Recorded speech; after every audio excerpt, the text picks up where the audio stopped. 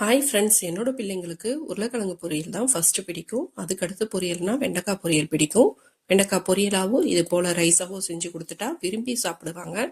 உங்க பிள்ளைங்களுக்கு என்ன பொரியல் பிடிக்கும்னு கமெண்ட்ல சொல்லுங்க. எக் தோசையில பெப்பரும் சால்ட்டும் போட்டு நல்லெண்ணெய் விட்டு செஞ்சு கொடுத்துட்டேன். பிரேக்ஃபாஸ்ட் அதுதான்.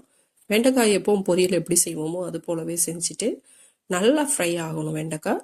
வெண்டைக்காய் நல்லா ஃப்ரை ஆனதுக்கப்புறம் காரத்துக்காக மிளகாத்தூள் சேர்த்துக்கலாம், இல்லைன்னா பெப்பர் ஆட் பண்ணிக்கலாம். மதியம் லஞ்சில் சாப்பிடும்போது கொஞ்சம் சுருக்குன்னு நல்லா இருக்கணுங்கிறதுக்காக நான் மிளகாத்தூள் தான் ஆட் பண்ணியிருக்கேன்.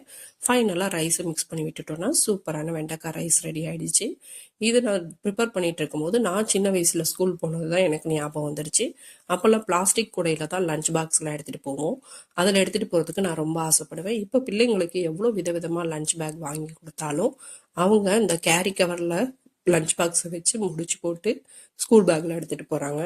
என்ன டிசைனும் தெரியல. மனசு பயிலுங்க மாற்றி மாற்றி தான் யோசிப்பாங்க.